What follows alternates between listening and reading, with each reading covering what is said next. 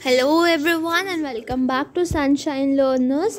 आज हम लोग पढ़ने वाले हैं subject verb agreement. Subject verb agreement जो है वो बेसिक ग्रामर के अंदर हमारा आता है एंड एटलीस्ट कुछ ऐसे रूल्स होते हैं जो सबको पता होना चाहिए सब्जेक्ट वर्ब एग्रीमेंट से रिलेटेड। आज हम वही डिस्कस करने वाले हैं। So let's move on to the first rule.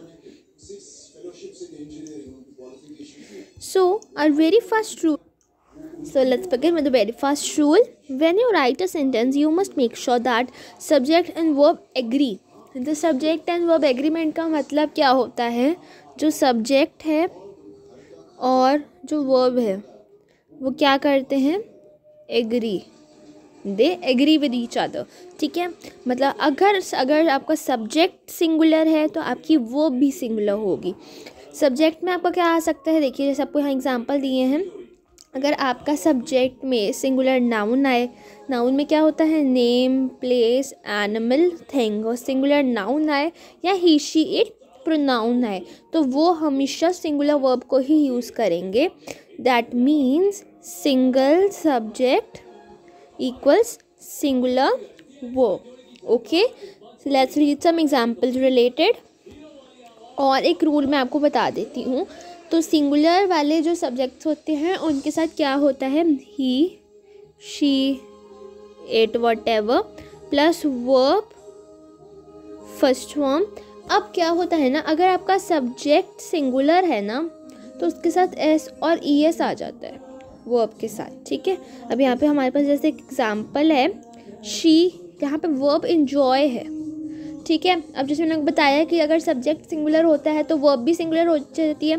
अब वर्ब को सिंगुलर करने में ना, अगर हमारे पास सब्जेक्ट सिंगुलर है तो वर्ब में एस और ई एस लग जाता है तो ये एन्जॉयज़ हो जाएगा। ठीक है, she enjoys music. Next is she shares her books with her friends. ठीक है, हम उसके साथ एस या ई एस लगा देते हैं बट ये प्लूरल में नहीं होता, हम आगे आगे उसको भी पढ़ते हैं। Okay, we have a lot of examples. The zookeeper is feeding the animals. Okay, the children are playing. The earth moves around the sun. Dad always drives to work. The clerk is wrapping a package. And does everyone know the answer? And mom has bought a dress for Sarah.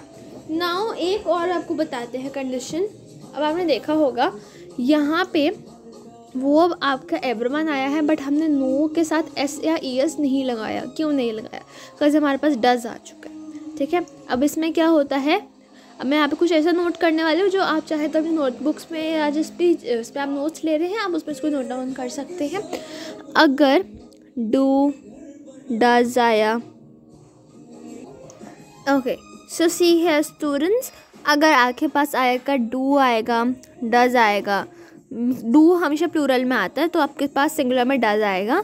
ठीक है, जैसे हम यहाँ पे एक sentence लेते हैं, does she go to market. अब मैं उसका बता रही हूँ। ठीक है, डू डज आएगा, साथ में सब्जेक्ट आएगा, वर्ब फर्स्ट फॉर्म आएगी, कोई एस या ई एस नहीं आता। कब नहीं आता? जब डू और डज होता है साथ में। ठीक है, और साथ में आपका ऑब्जेक्ट आ जाएगा। बट अगर डू और डज नहीं है तो इसके साथ subject plus verb first form आएगा। कब आएगा? अगर आपका सब्जेक्ट सिंगुलर है तो वर्ब भी सिंगुलर होगी और वर्ब के साथ एस और ई एस आएगा। Understood? Okay, now let's move to the next rule. Use a plural verb if the subject is a plural noun और प्रोनाउन वी, यू, दे।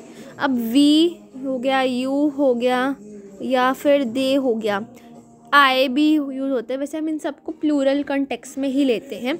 अब अगर आपके साथ ये वाले वर्ब जा रहे हैं तो आपकी जो आपकी वर्ब है वो भी प्लूरल हो जाएगी। The two girls always walk. अब एस और ई एस नहीं आएगा, सिर्फ सिंगुलर वाले केस में आता है एस और ई एस, प्लूरल में एस और ई एस नहीं आता। Understood everyone? सो यहीं पे आपको रिलेटेड एग्जाम्पल्स दिए हुए हैं, चलिए रीड कर लेते हैं। All birds lay eggs. ठीक है, और गिवन है The children are playing on the swing. The stars shine brightly on a clear night. Mom and dad love us a lot. दो हैं तो यहाँ पे love आ जाएगा। Do you, देखो सेम है। Do you all know the words? तो do आ गया तो verb first form। ओके, अगर does आता तो भी verb first form। We have finished. They have both worked very hard. तो यहाँ पे हमने डिफरेंट टेंसेस भी यूज़ करी हैं, अब वो भी कर सकते हैं, ठीक है। Next we have another rule, this rule is actually very important. Collective nouns may be used with either singular or plural verbs. If the group members are all acting together as one, use singular. Members of a group are acting as individuals, use a plural verb. तो ये बात थोड़ा सा important rule है, इसको ध्यान से समझने की आपको लगना पड़ेगा कि कलेक्टिव नाउन्स क्या होते हैं, जो हम एक ग्रुप ऑफ पीपल के लिए एक वर्ड बोलते हैं। अगर वो अलग अलग people all are acting together as one, अगर वो एक ही मतलब सबको एक बार ही बता रहे हैं, तब हमें कौन सी वर्ब यूज़ करनी है, सिंगुलर वर्ब यूज़ करनी है। बट अगर वो मेंबर्स ग्रुप के इंडिविजुअल्स की तरह एक्ट कर रहे हो, तब आपको प्लूरल वर्ब यूज़ करनी है। अब एग्जाम्पल्स देखते हैं तो आपको और क्लियर हो जाएगा।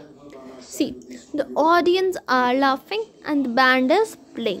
देखिए audience are laughing, audience different है, कोई गर्ल होगा, कोई बॉय होगा, कोई ओल्ड लेडी, कोई ओल्ड मैन, ठीक है। मीन्स ऑडियंस सारे सेम नहीं है, डिफरेंट एजेस के हैं, डिफरेंट पीपल है, ठीक है।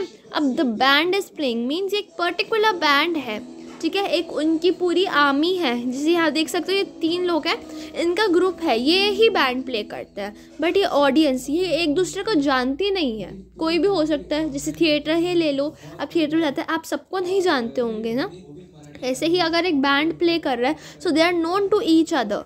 सो ये एक ही तीनों को कर रहा है, आप सपोर्ट कर रहा है, तो यहाँ पे इस प्लेइंग हमने इसको सिंगुलर लिया। बट ऑडियंस ये हम इंडिविजुअल्स की बात कर रहे हैं, हम ऑडियंस में किसी को नहीं जानते, तो ये यहाँ पे ये प्लूरल हो जाएगा। तो audience are laughing and the band is playing. I hope it's clear. अब हमारे पास और एग्जाम्पल्स हैं, हम उनको भी एक बार देखते हैं। The family has move to the Texas.